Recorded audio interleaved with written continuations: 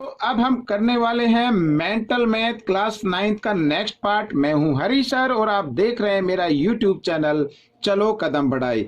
हाँ, जो बच्चे पहली बार देख रहे हैं उनसे रिक्वेस्ट करता हूं प्लीज वो मेरे चैनल को सब्सक्राइब कर दे, साथ ही बेल आइकन को क्लिक करना ना भूले ताकि जो भी वीडियो मैं डालूं उसकी नोटिफिकेशन आपको मिल जाए। मेरे पास कुछ कमेंट्स आते सर ये वीडियो नहीं बनाई क्या, ये मिल नहीं रही है, तो वो यही होता कि वो सब्सक्राइब तो करते नहीं है तो नोटिफिकेशन उनके पास जाता नहीं है। तो हाँ, एक बात और, जिन बच्चों के पास पुराना मेंटल मैथ है या ये न्यू है तो वो ज़्यादा वरी ना करें, क्योंकि न्यू और पुराने जो मेंटल मैथ है उसमें कोई ज़्यादा डिफरेंस नहीं है। बस 2-4 क्वेश्चन डाले गए हैं न्यू मेंटल मैथ में, तो आपको सिर्फ प्रैक्टिस करनी है। ज़्यादा से ज़्यादा प्रैक्टिस करके आप किसी भी क्विज में पार्टिसिपेट कीजिए और हाँ, एग्जाम की तैयारी जरूर कीजिए। मेंटल मैथ आपकी एग्जाम में काफ़ी हेल्प करेगा। तो यहाँ पर हम करने वाले हैं बच्चों क्वेश्चन नंबर 6 और 6 के ये यहाँ पर बच्चों 7th पार्ट हैं, तो ये इसी पार्ट में आ जाएंगे। हो सकता है वीडियो लंबी बने लेकिन मैं थोड़ा एक्सप्लेन करूँगा, लेकिन आप प्रैक्टिस करके माइंड में से ही इसको कर सकते हैं और फिर आप शॉर्ट ट्रिक भी अप्लाई कर सकते हैं अपने माइंड से। ठीक है, आइए करना शुरू करते हैं।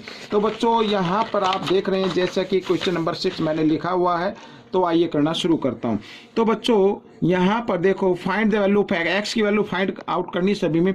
तो देखो यहाँ पर 27 लिखा है, हम 27 को 3 की पावर में चेंज कर लेते हैं, कन्वर्ट कर लेते हैं, यानी 27 को लिख सकते हैं 3 की पावर 3 और यहाँ पर ये एक्स इक्वल 9 को भी चेंज कर लीजिए 3 की पावर 2 लिख सकते हैं और यहाँ पर 3 की पावर x। ठीक है, आइए इधर इसको एक्सपेंड कर लेते हैं। तो बच्चों यहाँ पर देखो, तो 3 की पावर यहाँ पर हो गई 3x हो गई। बच्चों आपको मालूम है एक पावर इनसाइड हो एक पावर आउटसाइड हो तो मल्टीप्लाई कर देते हैं, और साथ ही यहाँ पर देखिए बेस इक्वल है, बीच में रेशो का साइन है, मीन्स डिवाइड का साइन है, तो इस कंडीशन में एक बेस लेना है और पावर को क्या कर देना है, माइनस कर देना है। ठीक है, अब देखो बेस यहाँ पर इक्वल है तो इसका मतलब इनकी पावर भी क्या हो जाती है, इक्वल हो जाती है बच्चों, 2 माइनस एक्स। अब यहाँ पर 3x और इस माइनस एक्स को ले आए लेफ्ट हैंड साइड में, इधर आकर ये हो जाएगा प्लस का, ये मैंने प्लस का कर दिया और इक्वल 2। ठीक है, 3x और 1x बच्चों होता है 4x और इक्वल 2 यहाँ पर, और x की वैल्यू निकाल लीजिए 2, 4 इधर मल्टीप्लाई की फॉर्म में, यहाँ पर आकर डिवाइड की फॉर्म में आ जाएगा जब इक्वल के साइन से इधर आता है। तो 2 से इसको डिवाइड करें, 2 1 जा 2, 2 2 जा 4, तो x की वैल्यू आ गई बच्चों 1/2। This is the answer. अब यहाँ पर क्वेश्चन नंबर नेक्स्ट यानी सेकंड पार्ट क्या कहता है, आइए कर लेते हैं इसको। देखो 4 की पावर x माइनस 4 की पावर x माइनस 1 इक्वल 24। तो बच्चों देखो 4 की पावर x माइनस, यहाँ पर ये जो नंबर लिखा है इसको हम लिख सकते हैं इस तरीके से, 4 की पावर x इंटू 4 की पावर माइनस 1। ठीक है, बेस इक्वल होते हैं, बीच में मल्टीप्लाई का साइन होता है तो पावर ऐड हो जाती है, ऐड होने पर x माइनस 1 आ जाएगा तो इक्वल 24।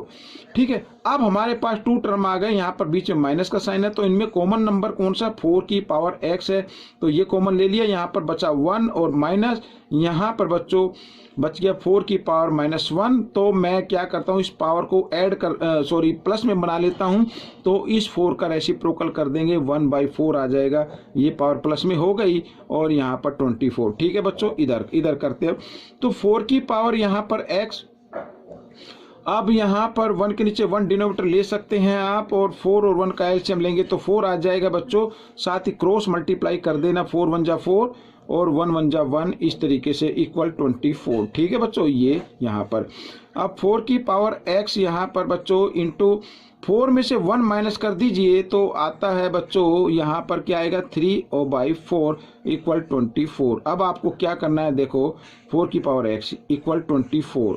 ठीक है, तो 4 इधर डिवाइड में है, इस साइड में आकर ये मल्टीप्लाई में हो जाएगा, जब इक्वल के साइन से इधर लेके आएंगे तो 3 मल्टीप्लाई में इधर आकर ये डिवाइड में हो जाता है, और 3 से डिवाइड कर दीजिए, 3 1 जा 3 और 3 8 जा 24। ठीक है, इस तरीके से। तो बच्चों यहाँ पर देखो, अब मैं इस तरफ बताता हूँ, तो 4 को हम 2 की पावर में चेंज कर लेते हैं, 2 की पावर 2 लिख सकते हैं और x तो आ ही जाएगा ये, और इक्वल यहाँ पर 8 इंटू 4 32 आ गया, और 32 को हम लिख लेते हैं 2 की पावर 5। ठीक है, 32 के फैक्टर करेंगे तो 2 की पावर 5 में आ जाएगा, 2 को 5 टाइम्स मल्टीप्लाई करें तो 32 आता है। अब बच्चों बेस इक्वल हैं तो इसका मतलब इसकी पावर भी क्या हो गई, इक्वल हो गई।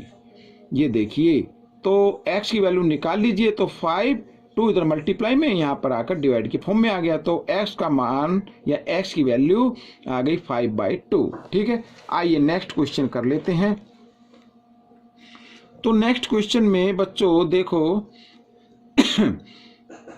बेस इक्वल है, बीच में डिवाइड का साइन है, तो इस कंडीशन में एक बेस लेना है और पावर क्या हो जाती है, डिवाइड का साइन हो तो माइनस हो जाती है, माइनस हो गई, इक्वल यहाँ पर 2। अब यहाँ पर बच्चों ये 5 लिखा हुआ है और इधर रूट का साइन है, तो इसको भी मैं पावर की फॉर्म में चेंज कर लेता हूँ और इधर जब ये आएगा तो इस तरीके से तो 1/5 आ जाएगा। ठीक है, कोई भी इधर पावर होती है इधर शर्ट्स के अंदर लिखी हो, ठीक है बच्चों, तो वो इधर आकर 1/, की फॉर्म में आ जाती है, मीन्स डिनोमिनेटर की फॉर्म में आ जाएगी और न्यूमरेटर में हम ये 5 है बच्चों 1 लगा देते। अब 5 1 जा 5, 5 4 जा 20। ठीक है, अब बच्चों देखो यहाँ पर बेस इक्वल है, बीच में इक्वल का साइन है, तो इसका मतलब इनकी पावर भी क्या हो गई, इक्वल हो गई।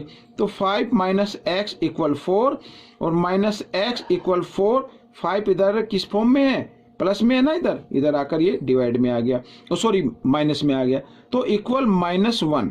ठीक है, माइनस प्लस माइनस, तो -1 आ गया, तो माइनस से माइनस का साइन हमने काट दिया, तो x = 1 आ गया।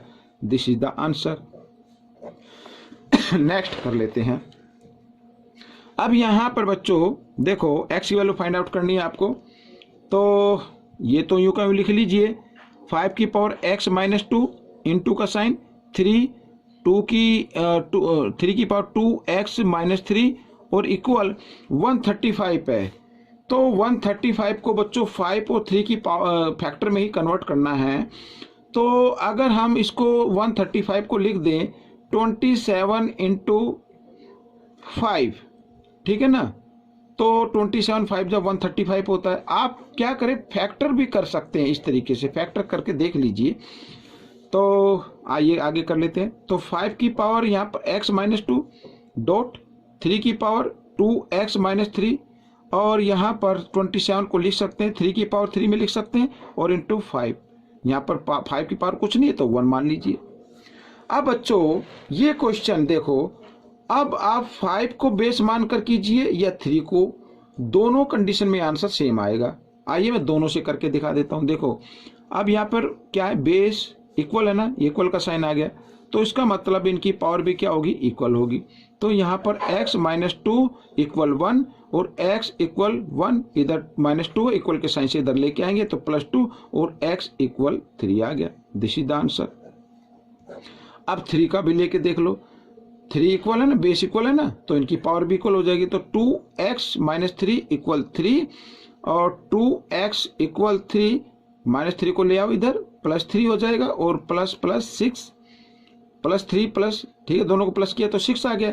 तो x = 6, 2 इधर मल्टीप्लाई की फॉर्म में, इधर आकर डिवाइड के फॉर्म में आ गया, 2 1 जा 2, 2 3 जा 6, तो x = 3। This is the answer. ये आंसर आ गया आपका। ठीक है, तो आइए अब हम करते हैं 5th पार्ट। यहाँ पर ये भी मैंने लिखा हुआ है, तो 5th पार्ट कर लेते हैं बच्चों। ये देखो अब यहाँ पर भी बिल्कुल 4th पार्ट की तरह है। 2 की पावर x - 7 डॉट 5 की पावर x - 4 इक्वल, यहाँ पर बच्चों इसके हमें फैक्टर करने हैं ताकि 2 और 5 की फॉर्म में आ जाए। तो अगर मैं इसको 2 × 625 कर देता हूँ तो बच्चों ये 2 और 5 की फॉर्म में आ जाएगा। ठीक है ना, अब देखो यहाँ पर मैं 2, ये तो 2 हो गया, 625 को लिख सकते हैं 5 की पावर 4। ठीक है, अब देखो एक बार मैं नीचे लिख लेता हूं ताकि आपको थोड़ा सा इजी हो जाए। ये देखो, तो 2 की पावर 1 मान लीजिए और इंटू 5 की पावर 4। अब यहाँ पर 2 के बेस से लेके चलो आप, बेस इक्वल है ना, तो इसका मतलब इनकी पावर भी क्या होगी, इक्वल होगी। ये इक्वल लिख दिया मैंने, तो इधर कर लेते हैं, x = 1 -7 इधर आकर +7, तो x की वैल्यू आ गई बच्चों 8। ठीक है, आप 5 से भी करेंगे तो भी यही आंसर आएगा। अब नेक्स्ट क्वेश्चन कर लेते हैं। तो यहाँ पर बच्चों देखो 3/5 की पावर x डॉट 5/3 की पावर 2x और इक्वल 125/27। तो बच्चों हम क्या करेंगे, यहाँ पर जो बेस है इसका रेसिप्रोकल कर दीजिए ताकि तीनों इक्वल फॉर्म में आ जाए। देखो 5/3 5/3 इधर हो जाएगा तो 5/3, लेकिन जब बेस का हमने रेसिप्रोकल किया तो पावर माइनस में हो जाती है, इतना ध्यान रखना। और डॉट 5/3 की पावर 2x, और यहाँ पर 125 है ना, तो उसको लिख सकते हैं 5 की पावर 3 और 27 को लिख सकते हैं 3 की पावर 3। ठीक है, अब यहाँ पर बच्चों देखो दोनों के बेस इक्वल हैं, बीच में डॉट का मतलब मल्टीप्लाई है, तो इस कंडीशन में आपको एक बेस ले लेना है और पावर क्या हो जाती हैं, प्लस हो जाती है। प्लस का साइन मैंने लगा दिया और यहाँ पर हम इसको लिख सकते हैं 5/3 की पावर 3 लिख सकते हैं ना ऐसे। आइए इधर कर लेते हैं। अब दोनों के बेस क्या है, इक्वल हैं, तो इसका मतलब इनकी पावर भी क्या होगी, इक्वल होगी। यहाँ पर प्लस माइनस माइनस होते हैं तो 2 में से 1 माइनस करेंगे तो 1x आ जाएगा। ठीक है ना, और बड़े नंबर के सामने प्लस है तो प्लस का, और इक्वल 3, तो दिस इज द आंसर। ये आंसर आ गया आपका। आइए लास्ट पार्ट कर लेते हैं। तो लास्ट पार्ट में देखो यहाँ पर ये डिवाइड के फॉर्म में लिखा हुआ है, तो पावर में चेंज कर लेते हैं, इसको पावर में ले आओ इधर, तो 1/4 लिख सकते हैं इसको, और ये नीचे जो 10 है इसको लिख सकते हैं 1/2 लिख सकते हैं, इक्वल, इसे अभी यूं कहीं रहने देते हैं, और ये 1/5 है ना, इसका रेसिप्रोकल कर देते हैं बच्चों, तो 5 की पावर -1 बन जाएगी। ठीक है, और डॉट 2 की पावर x ऐसे। अब बेस इक्वल हैं, बीच में डिवाइड का साइन है, तो पावर क्या हो जाती है, एक बेस लेना है, पावर को कर देना है माइनस, ये मैंने माइनस कर दिया। इस 4 को भी अब ले आओ इधर पावर की फॉर्म में, तो 5 - 1 × 1/4 ऐसे, और यहाँ पे डॉट 2 की पावर x। ठीक है, कर सकते हैं। अब बच्चों 2 और 4 का एलसीएम लेना है, ये आ गया। जब डिनोमिनेटर और एलसीएम सेम हो तो न्यूमरेटर को यूं कभी लिखते हैं माइनस, इस एलसीएम को 2 से डिवाइड कीजिए, 2 2 जा 2 पे गया ना, 2 1 जा 2, इस तरीके से कर सकते हैं। और यहाँ पर 5 1 1 जा 1 -1/4 और डॉट 2 की पावर x ऐसी। ठीक है, तो देखो 10 की पावर -1/4 आ गई, क्योंकि माइनस प्लस माइनस होते हैं, इक्वल 5 की पावर -1/4 और यहाँ पर 2 की पावर x। ठीक है, थोड़ा सा बड़ा चल रहा है ये, कोई बात नहीं, आपको समझ में आना चाहिए। तो यहाँ पर 10 है, तो मैं इसको लिख सकता हूँ बच्चों 5 × 2 की पावर -1/4। ठीक है, इक्वल 5 की पावर -1/4 और डॉट 2 की पावर x। ठीक है, अब यहाँ पर ये पावर इसको लिख सकते हैं, देखो एक थोड़ा सा ऊपर कर लेता हूँ, तो इसको लिख सकते हैं 5 की पावर -1/4 × 2 की पावर -1/4 इक्वल 5 की पावर -1/4 और डॉट 2 की पावर x। ठीक है, अब यहाँ पर 5 के तो पावर सेम है, इनको तो कैंसिल कर दीजिए। बाकी यहाँ पर देखो बेस इक्वल हैं, तो इसका मतलब जो इनकी जो पावर होगी वो भी क्या होगी, इक्वल होगी। तो इनकी पावर को मैंने इक्वल लिख दिया, x equal -1/4। This is the answer. अब ये आंसर है, लेकिन मेंटल मैथ में क्या लिखा, 1/2 लिखा माइनस का। हो सकता है वो मिस प्रिंट हो, लेकिन आपको पता लगे तो मुझे जरूर बताना बच्चों। मैंने इस आंसर से इस क्वेश्चन को चेक किया है, जैसे चेक करते हैं ना कि हमारा आंसर ठीक है या नहीं है, तो उस तरीके से मैंने इसको जस्टिफाई किया है। तो आंसर आपका 1/4 इज द करेक्ट आंसर।